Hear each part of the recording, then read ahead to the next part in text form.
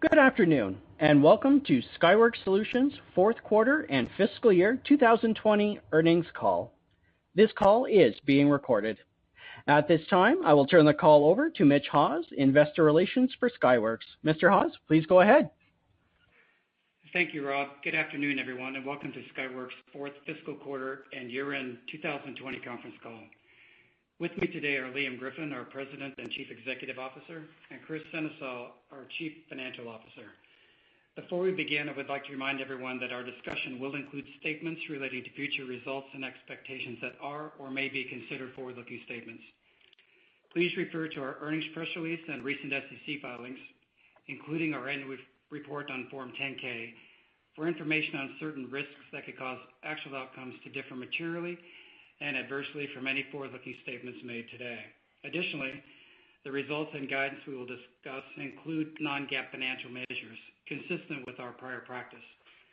Please refer to our press release within the Investor Relations section of our company website for a complete reconciliation to GAAP. With that, I'll turn the call to Liam. Thanks, Mitch, and welcome everyone. Skyworks delivered exceptional results in the fourth fiscal quarter, with revenue and earnings well ahead of our guidance. Importantly, the momentum spanned across our entire customer base: mobile, IoT, automotive, cognitive audio, and infrastructure. In fact, revenues in our mobile and broad markets portfolios each grew 30% sequentially and generated double-digit growth compared to Q4 of last year. Now, looking at the quarter in more detail, we delivered revenue of $957 million, more than $100 million above the high end of our guidance. We achieved gross margin of 50.4% and operating margin of 35%. We posted earnings per share of $1.85, exceeding our guidance by 34 cents, and we generated strong operating cash flow, totaling $267 million in the quarter. Capitalizing on years of investment in next technology generation products, we are now both driving and benefiting from the rollout of 5G in markets around the world. Recent data points highlight just how rapidly this adoption is accelerating. 38 countries have already launched 5G networks, with more regions set to deploy. And already in 2020, 12% of the world's smartphones are 5G enabled, with projections of over 50% by 2023. Notably, the world's leading smartphone manufacturer has just now released its entire lineup of new 5G devices, a key catalyst underpinning our growth thesis. Although we are only in the early innings, 5G has arrived, ushering in a new and expansive set of opportunities. During the quarter, our solutions powered a broad set of use cases, from the newest and most innovative smartphones to industrial IoT, automotive, cognitive audio, and touchless commerce. Specifically in mobile, we accelerated the ramp of our Sky 5 portfolio while supporting leading 5G smartphone launches, including those from Samsung, Oppo, Vivo, Xiaomi, Google, and other major tier ones. In IoT, we enabled touchless point-of-sale systems at Square, powered Wi-Fi 6 access points for Amazon, ramped Wi-Fi 6 solutions for advanced routers at Netgear and Asus, and launched residential gateways at Verizon and Telecom Italia. We also supported Facebook's newest Oculus VR platform, and we further bolstered our position in low-latency cognitive audio solutions, powering wireless headsets at Logitech, Razer, and Sony, among others. Now moving to the industrial space, we introduced embedded connectivity modules enabling Fibocom's latest enterprise IoT architectures. We delivered critical medical applications at Boston Scientific and GE, and also supported wireless utility metering at Itron and Census. In infrastructure, we secured multiple design wins in next-generation MIMO base stations and small cell installations.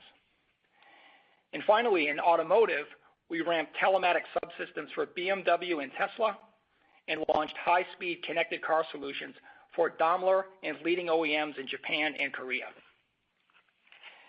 These engagements illustrate the diverse and expansive nature of our portfolio, supporting a broad array of customers and applications. Fundamentally, our ability to execute and deliver on successive technology nodes fuels above-market growth. This momentum is underpinned by increasing demand for our unique system solutions, differentiated by performance, integration, scale, and most importantly, customer value.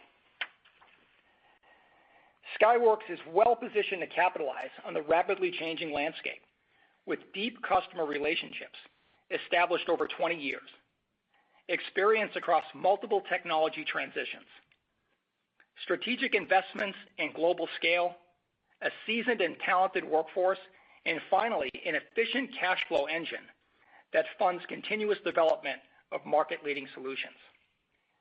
With that, I will turn the call over to Chris for discussion of Q4 and the fiscal year, along with our outlook for Q1. Thanks, Liam. Skyworks revenue for the fourth fiscal quarter of 2020 was $957 million. This is $117 million higher than the midpoint of the guidance coming into Q4. Revenue was up 30% sequentially and up 16% year over year, driven by increasing adoption of our mobile solutions and rising broad market momentum. In fact, both mobile and broad markets revenue grew 30% sequentially and were up double digits compared to Q4 of last year. We established a new quarterly record of $295 million in broad markets revenue while greatly expanding our customer reach. Gross profit in the fourth quarter was $482 million, resulting in a gross margin of 50.4%, up 30 basis points sequentially. Operating expenses were $147 million, or 15.4% of revenue, demonstrating leverage in our operating model while continuing our strategic investments in support of future growth. We generated $335 million of operating income, translating into an operating margin of 35%. We incurred $1 million of other expenses, and our effective tax rate was 6.5%, driving net income of $312 million.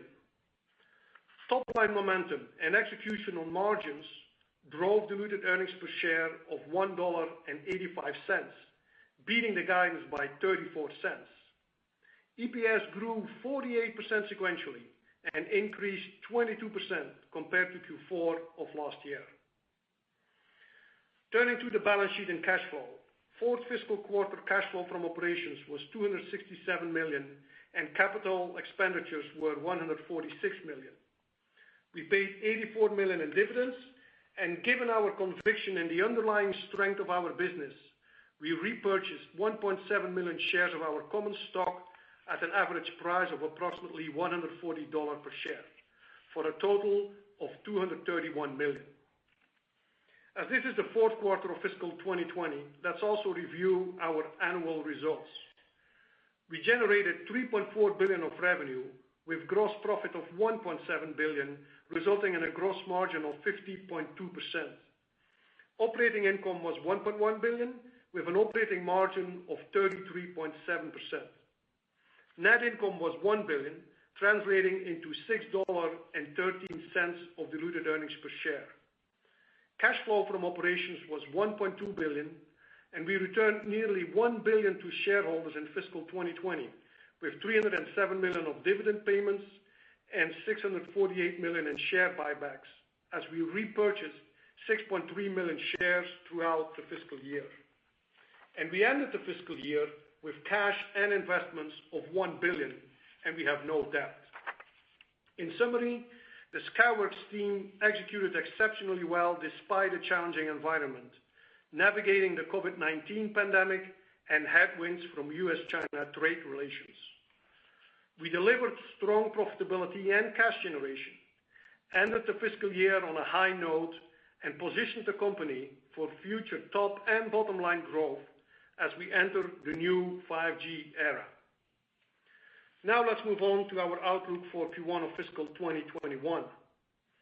We expect to deliver another quarter of double-digit sequential revenue and earnings per share growth in our first fiscal quarter. Specifically, we anticipate revenue between $1.04 billion and $1.07 billion. At the midpoint of $1.055 billion, revenue for the quarter is expected to increase 10% sequentially and 18% year-over-year. Gross margin is projected to be in the range of 50.25% to 50.75% as we continue to drive profitability expansion. We expect operating expenses of approximately $148 million. Below the line, we anticipate roughly $1 million in other expense and a tax rate between 9 and 10%. We expect our diluted share count to be approximately 168.5 million shares. Accordingly, at the midpoint of the revenue range, we intend to deliver diluted earnings per share of $2.06, an increase of 11% sequentially and more than 20% on a year-over-year basis. And with that, I'll turn the call back over to Liam. Thanks, Chris. Skyworks significantly exceeded September quarter expectations in revenue and earnings per share, capping off a fiscal year that tested and demonstrated the resilience and agility of our business. As 5G revolutionizes connectivity and proliferates in global platform launches, we are ramping our innovative Sky5 solutions across a rapidly expanding set of end markets. Clearly, Skyworks technologies are playing an essential role in today's challenging environment, enabling ubiquitous, reliable, ultra-fast, and safe connections, driving momentum across our portfolio while positioning our business for continued growth. Finally, our strong balance sheet and consistent cash generation provide a formidable platform for technology investment as we deliver premium returns to our stockholders. That concludes our prepared remarks. Operator, let's open the line to questions. In order to ask a question, you will need to press star one on your telephone. To withdraw your question, press the pound key. Given time constraints, please limit yourself to one question and one follow-up. Your first question comes from the line of Vivek Arya from Bank of America. Your line is open. Thanks for taking my question, and congratulations on the strong results and the accelerating sales outlook. Liam, my first question is on your Q1 December quarter outlook. Where do you think we are in the 5G cycle when we look at the strength that you're seeing in December? Is this kind of the run rate business and we can annualize from here? Does it grow from here? Just how much is 5G contributing to December, and how much runway is there to grow off of these quarterly levels? Sure. Yeah, great question. Well, let me start by saying we saw a bit of the 5G ramp in Q4, and actually a larger part of that with our APAC customers. And so far, it's been going great. We have been winning business. We've been expediting products. The demand has been incredible, and so we're really thrilled about that. But it's also very, very early in the cycle. So our Q4 period, which accelerated rapidly towards the end of the quarter and brought momentum into Q1, our Q4 period was typically led by the APAC region. As we move into our fiscal Q1, it's led by Tier 1 customers. And in both cases, we're very well balanced and well positioned.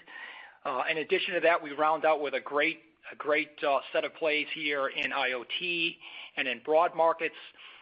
So really good strength that's moving from Q4 and into Q1. And again, very, very early in the overall 5G landscape. Right.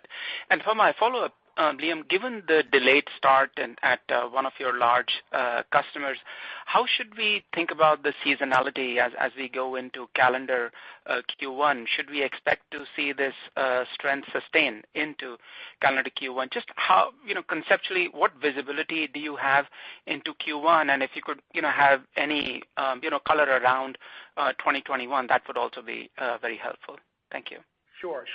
Well, as you see, coming off our Q4 guidance, our Q4 delivery, which was $100 million above consensus and $200 million sequentially, just make sure we get that right. And now if we go into Q4, we're guiding about 10% at the midpoint.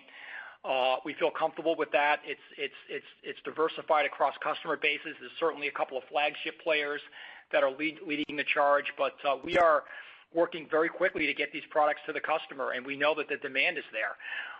So we feel very good about our outlook and look forward to delivering more as we go forward.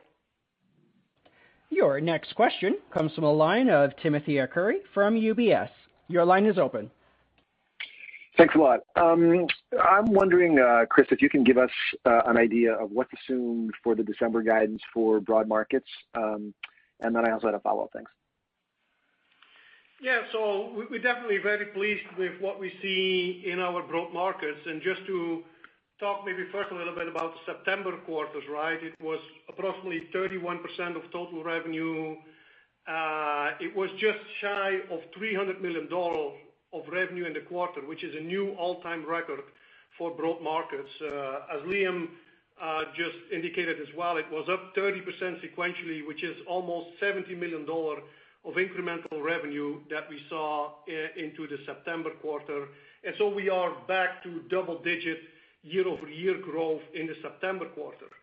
In the December quarter, so our Q1 of fiscal 21, we expect further sequential revenue growth in broad markets. So we will end up with a new all-time high in the December quarter. And so that translates into very, very strong double-digit year-over-year growth for broad markets. In broad markets, the strength that we see is really across the board.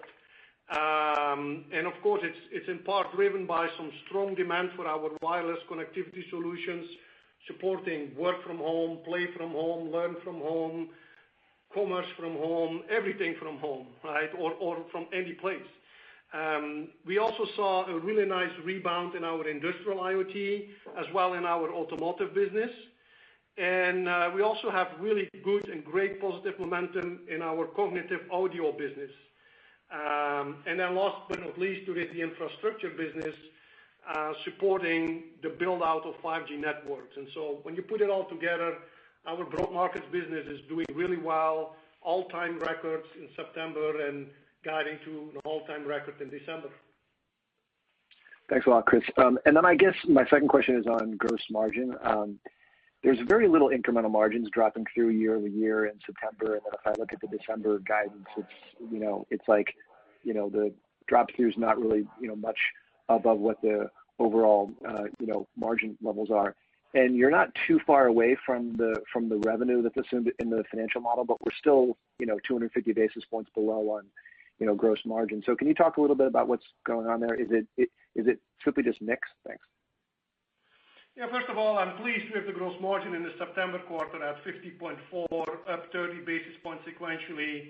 And so we have been hinting at that quarter over quarter we will continue to make steady progress at further gross margin improvements. And so we are guiding 50.25 to 50.75.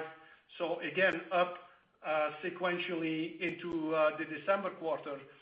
Keep in mind that we still have some headwinds as a result of COVID-19 with social distancing and extra cleaning and sanitation and some disruption in the supply chain here that is hitting us.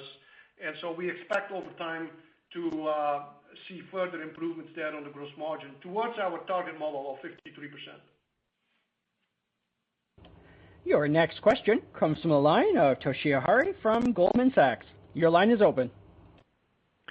Hi, guys. Thanks for taking the question, and congratulations on the strong results. Liam, how would you characterize or assess inventory today, both at Skyworks as well as at your customer base? Obviously, there's a big concern that some of your customers might be pulling in a little bit. Any thoughts there? And then I've got a quick follow-up. Yeah, honestly, we were working our tails off to deliver. We had customers that we were late on a lot of orders, scrambling to get these parts out. So our inventories are very low. Our DSOs are down. It has been, a breakneck pace operationally to deliver into this great cycle. So those have been the biggest challenges. There were some, I think further back, we had some bumps with COVID issues in our own factories that, created a little bit of difficulty in the supply chain. I think that 90% of that is by us. And we're well positioned to continue to bring up the top line. But we had this Q4 and coming into Q1, it's been very aggressive demand. And a lot of that is unique to us, and it may not be to the total market, but for the things that we do, great portfolio right now, work at home portfolio that Chris mentioned, but really catalyst, whether it's Zoom video or Peloton or browsing real estate on your phone. The move towards connectivity is real. It's sticky. It's going to stay with us. And then in the 5G handset side, great position with the leaders in China, with a tremendous amount of technology-rich content gains crafted in-house, and then also some very compelling solutions with our largest customer. Again, highly customized, crafted in-house that are just now moving out into the customer. So, it's been we waited for this for a long time. We've invested in this for a long time. We've been talking about 5G for quite a while, and we were very articulate and clear about our ability to win, and that's what we're doing right now. We're winning. Got it. Thanks for that, Liam. And then Chris, I just wanted to double click on gross margins. Again, we're not seeing a ton of leverage here in the model. And I was hoping you could elaborate a little bit on sort of the headwinds that you're seeing that's sort of offsetting the increase in revenue. Is it customer mix? Is it mix between in-sourced product versus outsourced product? Is it COVID? We're hearing wafer pricing might be going up a little bit just given the tightness. Anything you can add there would be super helpful. Thank you. Right, yeah, no, from a pricing point of view, it's business as usual. We don't see anything special there. And so, again, the way we improve our gross margins, it's threefold. It's continue to bring new high added value products to the market, especially as 5G is becoming a larger part of our portfolio. We do have a tailwind there. In addition to that, of course, we continue to drive operational efficiencies, but as I pointed out, due to COVID-19 and the pandemic, there are some inefficiencies today in our own factories as well as in the supply chain and the logistics. And unfortunately, that's there. It's not going away quickly, but hopefully in a couple quarters down the road, we will see some benefit from that as well.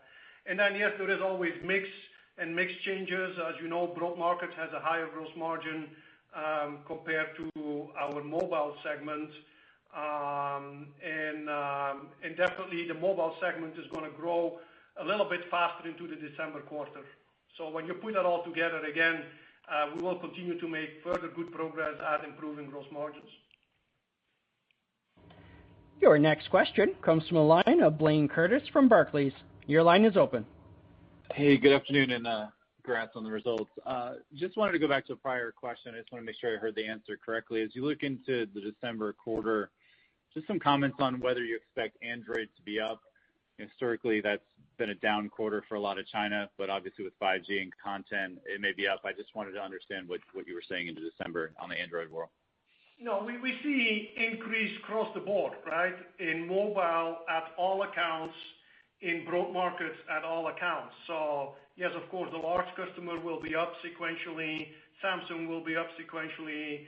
The key China customers, Oppo, Vivo, Xiaomi, will be up sequentially. There's one exception, of course, and that's Huawei.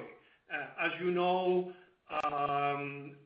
based on the new export restrictions, we are no longer allowed to ship past September 14. As a result of that, the Huawei revenue in Q4 was actually slightly below expectations, on or about 3% of revenue. And so in the December guide, we did not include any revenue for Huawei. Despite the fact that more recently, we did get a limited license to ship certain products to Huawei, but we are still figuring it out with the customer, which products they need, which products they want, and so we did not include that into our guide for the December quarter. Yes, thanks. And then maybe. I'm sorry, I just wanted to add one more to that. I think when you look at the Android cycle, that really kicked off in Q4, where I think the larger tier one is more of a December quarter play. So very good position in the Android, which will stay with us. Launched a little bit sooner in 5G. A lot of great solutions there. A lot of embedded MediaTek play as well. That will continue to roll, and then you have more of the December quarter being led by the top players. Thanks. And then maybe just to follow up on the September quarter, you haven't always beaten by a huge amount, so it was a nice beat. I was just curious what you pointed to as surprising you most to the upside in the September quarter. Yeah, just really steep acceleration in 5G and also an incredible sticky set of opportunities in broad markets. The broad market business, not only did it set a record for a quarterly record, but it really had some incredible diversification with many, many new customers. And, we're really excited about that. We have a whole set of green shoot opportunities that we have consummated over the last couple of months that will continue to drive revenue for us into the future. So that was a great benefit. Some of those things with the pandemic, as hard as it's been, there's been some opportunity that's come about, and that's one area that's certainly benefited. Your next question comes from the line of Chris Caso from Raymond James. Your line is open.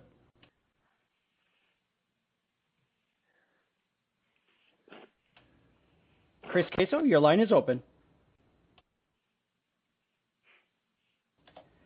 Your next question comes from the line of Karl Ackerman from Cowen and Company. Your line is open. Good afternoon, gentlemen. Liam, if I may go back to China handsets, clearly Huawei has been impacted from U.S. trade restrictions. I know it's difficult to handicap, but with the election tomorrow, there seems to be a growing investor interest in how you may be positioned if Huawei were to procure smartphone components from U.S. suppliers. So I guess, how do you balance the enthusiasm you have for the order book versus making sure inventory across the supply chain remains balanced? Sure. Well, first of all, Huawei, as Chris just indicated, is a very, very, very small piece of our business right now, very small. And we don't expect there to be any upside going forward. However, as Chris mentioned, we did get a license from Commerce, and there's a door opening potentially for more opportunities. We had a great position with Huawei a few years ago, and they were our number 2 customer, so we know how to work with them. And they were a company that were more of a high-end player, appreciated the integration that we provided and the technologies that we provided. So, unfortunately, the trade issues separated us and also separated some of our peers. But if that door opens up and we're able to deliver again, we're right back at it. There's nothing lost. But in the meantime, we're moving forward. We're working with all the other players in China that we mentioned, the Android ecosystem, and others. So, we feel like we're very well balanced and hedged on that. If there's an opportunity, that's great. We know how to sell to that. We know how to design in. But we feel like a lot of that business has been redistributed, and we've been able to catch it on the other end. So we're not too concerned about it, but we'll certainly stay vigilant if opportunities emerge. Understood. Thank you. Chris, for my follow-up, if I may, I know it's not usually your practice to comment beyond a quarter, but it appears your mobile business will grow high single digits in calendar 2020 when overall units should decline double digits.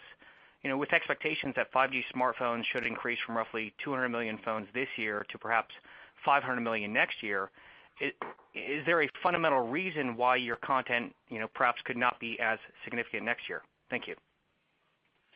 No, I'm not going to really comment on the units. I mean, we definitely see strong adoption of 5G, but we will see what the units, how that all plays out.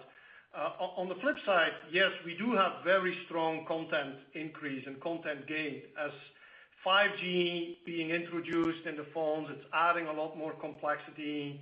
It's adding new bands which are being layered on top of the existing 2G, 3G, 4G technology, and that adds a lot of complexity. And that's, again, what Liam has been indicating. We've been investing into that for many years with our PAs, our filter business, our capability to integrate all of that into our integrated solutions. And that's where we see really a big opportunity for Skyworks as more and more 5G adoption will happen over the next couple of years. Your next question comes from the line of Edward Snyder from Charter Equity Research. Your line is open. Thanks a lot. Liam, it was very clear from our teardown of your largest customers' phones, you've really knocked the ball out of the park on this. You had 10 modules in the current version. Last year you had 6. And I know some of the big content increases you're experiencing there and probably in China, given China Mobile's requirements, have pulled power amplifiers into what is traditionally a receive-only DRX section, which you dominate. My question is, Given China Mobile's requirements for many more bands or several more bands than we and most of the industry expected, pulling in what I would consider to be out period 5G content into the current period, and the inclusion of greater functionality, this broadcast MIMO, ENDC, et cetera. I'd like to get your opinion about where we're going to see the growth next year. I'm sure the unit volume game is going to work in everybody's favor. We're going to see more phones using 5G next year. But maybe you could help us out with what you think the content increase would be, because it sounds like you're capturing a lot of that in this first glut of 5G phones, both in Asia and in the flagship phones coming out this year. And I'm just kind of scratching my head what we can expect from a content point of view in the next year or two. And then I have a follow-up, please. Sure, that's a good question. Well, as much as we're encouraged by the results that we've been putting forth and the content that we've gained, there's so much more out there, Ed. Tremendous opportunities that we haven't captured, new solutions that we're inventing right now that are going to be very different than what we have today. We're under the hood with all the customers and all the players, and one of the things that we do is we look and listen to see where the problems are. How can we make our parts better? How can we make Sky 5 better? And we continue to do that, and that's the way we gain our content. A lot of it is just really getting in there under the hood, shoulder to shoulder with the best engineers in the world from Skyworks and our customers, and we try to figure it out together, and oftentimes a solution is born. So I think the technologies that we're seeing now, first of all, we all know, everybody on this call knows that this is the early innings of 5G, early innings. And we think 5G today in 2021 and 2020 is going to be different in 2 or 3 years, and there'll be a 6G. So there's a lot of work to be done, continuous work. Our customers are constantly pushing us. They want faster, they want more data, they want lower current consumption. And that technology wheel continues to turn. So as much as we're happy with what we've been able to do so far, there's just so much more that we can do. So I feel very comfortable that early innings in 5G, you're getting a read on that now from us. We can do a lot better. We think the adoption is going to go up faster and faster. We think the usage cases are going to continue to grow the same way they did in 3G and 4G. So I'm not too concerned about it. I think for us, it's about investing in the right markets. It's about raising our technology bar and then executing with our customers. Those are the key elements for us at this point. Okay, that kind of meshes with my second question, because one of the things that we did pull from this is just in your largest customer's phone, it was a stunning increase in the complexity, especially the antenna system. They went from 6 antennas to 13 on this phone, which I know, and I saw that they pulled in a lot more antenna switch and control content from Skyworks, which is, I know you've played there before, but it wasn't a huge area for you. And a lot of the stuff is being pulled into modules. So doesn't this play into the gross margin story? Because there's so many different ways this could go. If you look at what ultra-wideband is doing in the phones, et cetera, they're throwing so much into the handset side of it. Is it more of a share gain from a module player's point of view? I would say you and Core will predominantly, because the phone's getting so much more complicated and going so many directions that they're turning to you guys to really just start integrating more of this. And is that where not just the content, but also where the opportunity for gross margin starts to play out, given this kind of a system in a module at this point versus just RF components? Thanks. Yeah, I agree completely, Ed, with that comment. I think we're getting into a world now where things are getting very complex. You can look at it from band count, antenna count, DRX, transmit receive, very, very complex. And our customers have a tremendous job on their end. So the burden on players like Skyworks is, let's go solve this, let's go work it. And to try to configure in a platform and an integrated solution is just much, much better for the customer. It's difficult for the suppliers, but we are getting paid for that. And I think it's a unique set of technologies that we're seeing in 5G. We know there's more to do. It's one of the reasons why we've been an investor in our own fabs, whether it's BAW, whether it's TC SAW, whether it's BGA capacity and packaging, all of these things. Bring us the opportunity to deliver what our customers want uniquely, each one having their own needs and satisfying those at every point. So there's a lot to do. We love doing it, and again, early innings, but there's plenty of upside from here that we got to just go earn. Your next question comes from the line of Ambrish Srivastava from BMO. Your line is open.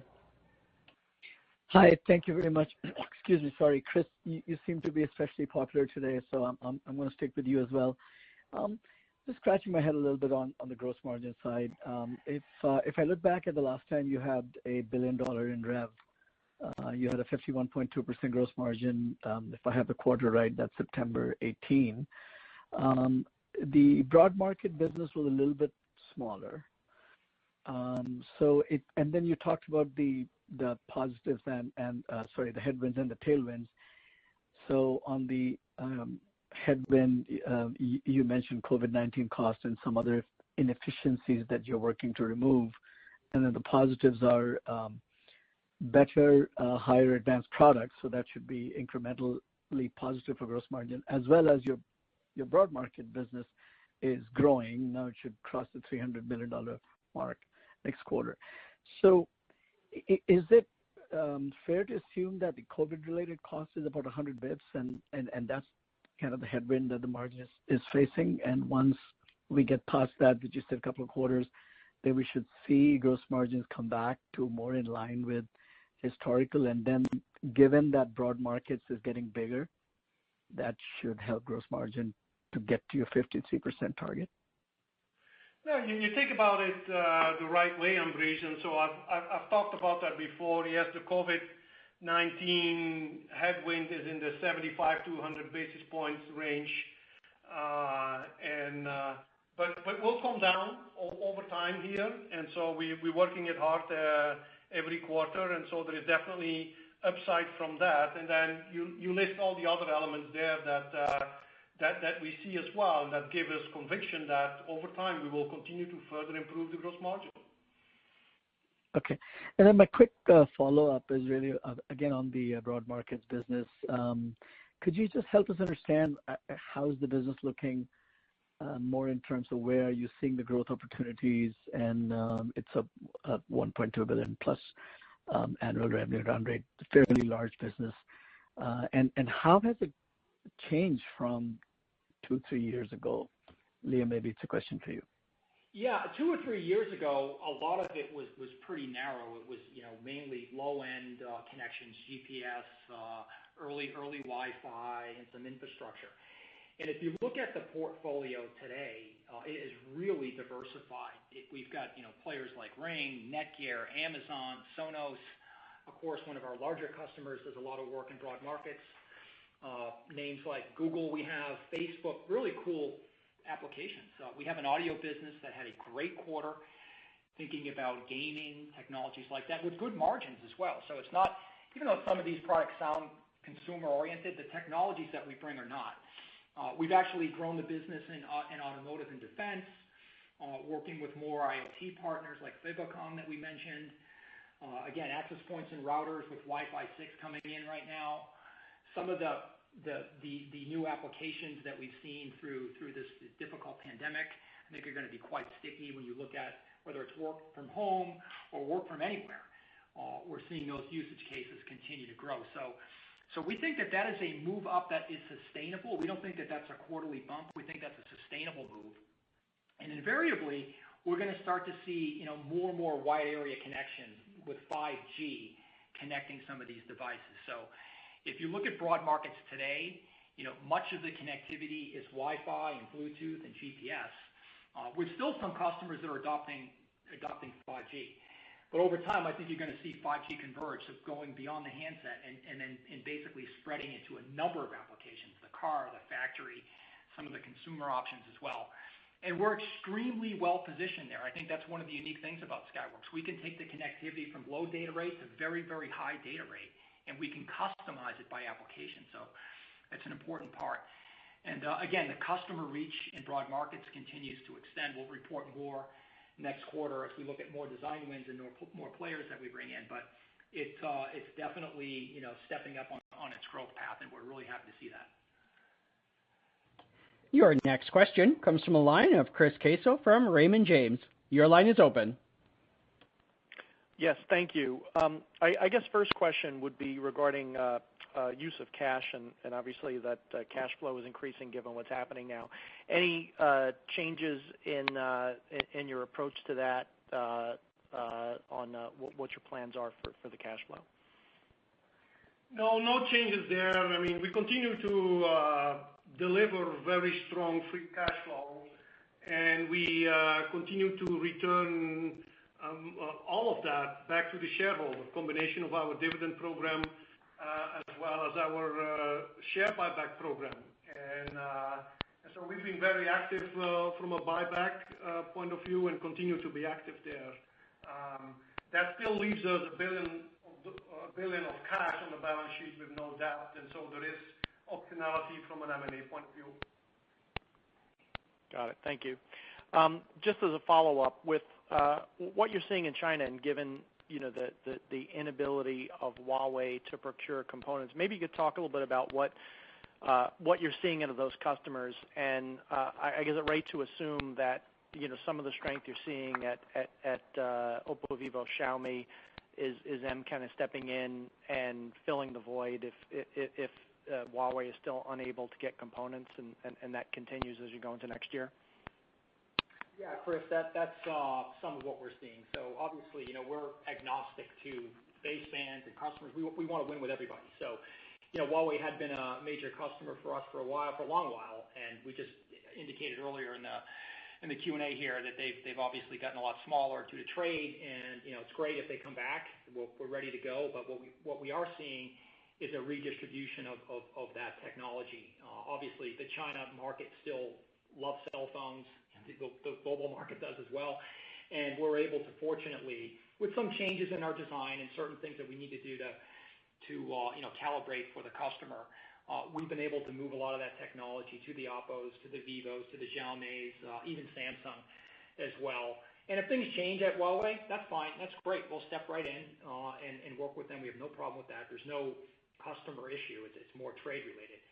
But I think the need and the desire to have a 5G phone is very real everywhere, and certainly we want to serve China the best we can. Your final question comes from the line of Craig Ellis from B. Riley FBR. Your line is open. Thanks very much for sneaking it in, and congratulations on the strong revenues, guys. So I hopped on a little bit late, so apologies if this has already been asked. But Liam and Chris, can you provide some color on the relative strength that you would expect in the business going into the fiscal first quarter? And then the follow-up to that is how should we think about how the second quarter could perform relative to normal seasonality, and what would you characterize normal seasonality as in this environment? Sure. Good question. As we had said earlier in the call, we had a really strong acceleration of design wins that we've been working on for years and investing in, and started to really see that lift off in the back half of Q4, and resulted in a $200 million sequential gain, $100 million beat to consensus. So a lot of momentum there. And as we entered Q1, our current quarter, we continue to see that. We've got some great catalysts with the leading player in the market right now, with some incredible technologies that are just being launched. The China market adopted a little bit earlier, and we've been shipping well to that ecosystem, Oppo, Vivo, Xiaomi. Also partnering up with MediaTek to try to get that full pie of opportunity across APAC, and doing very well with that. So our factories are humming, our teams are executing. The inventories are really lean right now. We're shipping overnight in many cases with our customers. So that's kind of where we see it. So when we look at the March quarter, it's a little bit too early to give you a guide on that, but if you just look at where we are, $200 million sequential, we got it up 10% for Q1. We feel pretty good about the position. We also recognize, and I think we've mentioned this earlier, but it's true. These are the early innings of 5G. This is really the first quarter or so where these technologies are available. In many cases in the U.S., there's still some products that people can't get yet, and that's going to happen. So there's a lot more to go, and the complexity is going to continue to move up, and the opportunity is going to continue to move up, and the adoption rate, which is extremely low right now, is going to move higher and higher every year. So there's a lot to do in the future, and we feel like we put up some really good performance here now, but we have a lot more to go as we move into 2021. Yeah, that's really helpful, Liam, and I agree that we're in the very early innings. And the follow-up question relates to that. So Broad Markets is annualizing at $1 billion, far faster than I thought. So good for you and the team. But with 5G smartphone units, I think based on most industry observer forecasts, likely to increase 2x in 2021 and then doing the same thing in 2022. Is it possible for broad markets to pull in either additional programs in existing end markets or new end markets with new programs or new customers so that it could keep pace and keep the same level of revenue contribution on a relative basis? Or over the next couple of years, would we expect mix to swing significantly towards integrated mobile? Thank you. Yeah, no, that's a great question. And at the numbers this last quarter, actually 30% sequential on each, so it had some really good balance.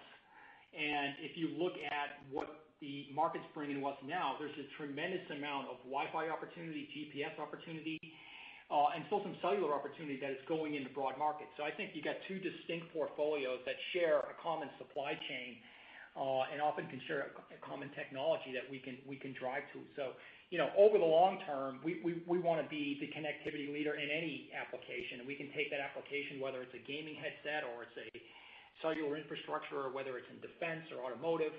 All of those end markets really are targets for us. And we could certainly do better, but we are pleased with what we've been able to do in the last quarter or two, and look forward to a great 2021. Ladies and gentlemen, that concludes today's question and answer session. I'll now turn the call back over to Mr. Griffin for any closing remarks. Thank you all for participating on today's call. We look forward to talking with you at upcoming conferences during the quarter. Take care. Ladies and gentlemen, that does conclude today's conference call, and we thank you for participating.